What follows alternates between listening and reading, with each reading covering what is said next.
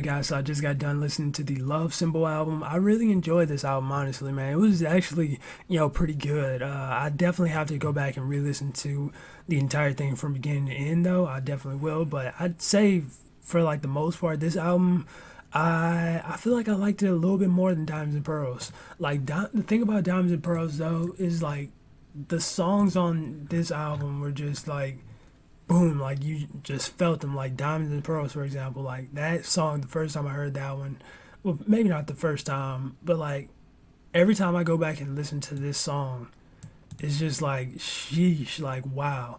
And Stroll In and, Get Off and Jughead is a pretty good one. Money Don't Matter Tonight and Insatiable.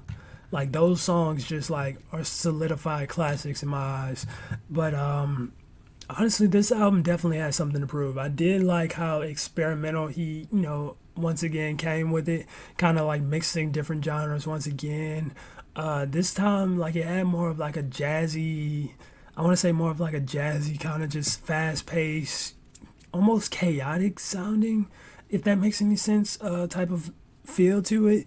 But I definitely thought he did his thing. A lot of these tracks I really enjoyed. What was one? Oh, and God Created Woman. That was a great track. Track number 11 was nice. I think Continental was pretty good. Sweet Baby, I remember that one was fire. Morning Papers, Love to the Nines, Sexy MF. Uh, I Want to Melt with You. I don't remember that one. Some of these, like most of these that I did, like the during the last session, I don't remember all too well. But best believe I'm definitely gonna re-listen to this entire thing from beginning to end, like 10 times in a row for the next week or so. But yeah, this was definitely a nice album, man, no doubt. Really, once again, I liked what he did with it and kind of like giving it like it had like a very very experimental sound and feel to it, I will say. And yeah, it's just Prince once again giving you something different, and that's one thing we have to that I at least admire about him. But let's see, the next album I'm gonna do. What is the next album I do anyway? I guess this one. I did the Black album. Um, I don't know what's the next Prince album I do from at this point, but I guess you guys can let me know in the comments. But back to the album. Uh, what else? What else do I want to talk about this one? I don't know. We'll just see. Like a lot of these tracks, I know I wasn't like a huge fan of a lot of them because of like that experimental sound that it had. Like the Sacrifice of Victor, for example. Like I like the message, but like I don't know. I felt like the sound of it was a bit too chaotic, and it almost like in a way took me out of the feel of the song. But I don't know, like I say that, but then like in 2 weeks, like it's gonna be end up being one of my favorite songs because that has happened before, But yeah, this was definitely a dope album, man. Really enjoyed it.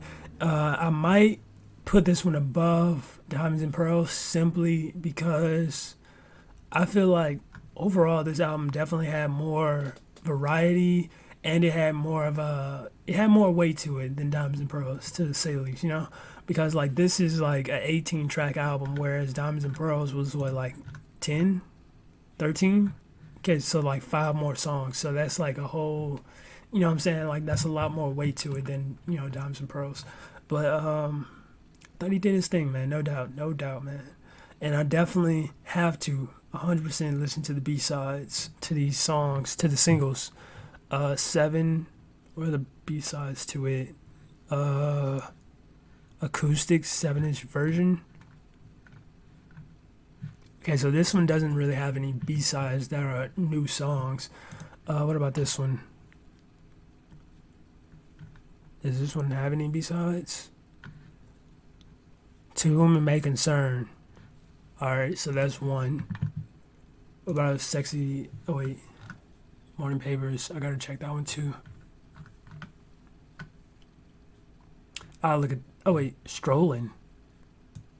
And Daddy Pop. So was this supposed to be on Diamonds and Pearls? Interesting. Maybe not. But yeah, I'm gonna look into this on my own, and I'm probably most likely gonna do all the B sides for these songs. But yeah, really enjoyed it. And if you guys enjoyed the album reactions, make sure you smack the like button, subscribe if you're new. That being said, much love, stay safe, and peace out. The only person on YouTube, I feel like, man, okay, let me just say this as well. I don't know why I'm saying this, but like I feel like I'm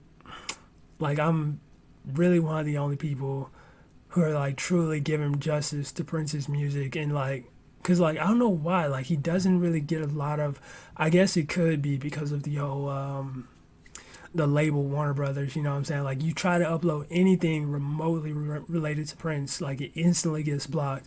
But I've figured out recently that you can just appeal it and then wait 2 days and then you good, you know. So I'm not sure why there aren't a whole lot of reactions to his music like there should be, but I feel like I'm one of the few. I'm definitely one of the pioneers to like really go out and like listen deep dive into his music and it's been an amazing journey so far. I just hope other people do the same.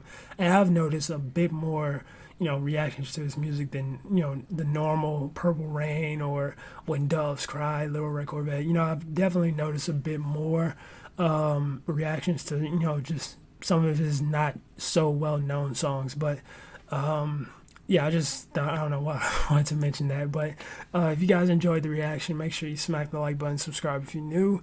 That being said, much love, stay safe, and peace out. Okay, so time for the update. It's been about a week since I listened to this Love Symbol album from Prince, and I can honestly say I definitely 100% like this one way more than Diamonds and Pearls. It's like not even, it is a little bit of competition, but just a little bit, but yeah, this album is absolutely insane, man. Like after taking time to really, re-listen and just like gather it and put it all together and this album is actually insane. I really enjoyed it.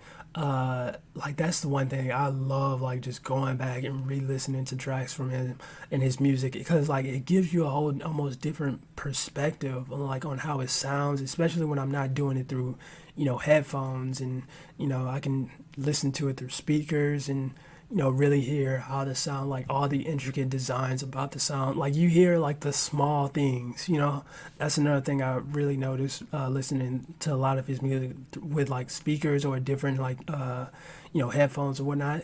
Like you really hear like all the small things throughout the song. Like there'll be like little instruments and keys being played in the background I never would have heard. But yeah, this album is amazing. Really enjoyed it. Like I'm thinking this is like a top 5 album of his, honestly. Like all these songs, holy crap. Love to the Nines is one of my favorites. The Morning Papers is pretty good. It's like it's not my absolute favorite, but it's pretty good. Sexy MF, very good song.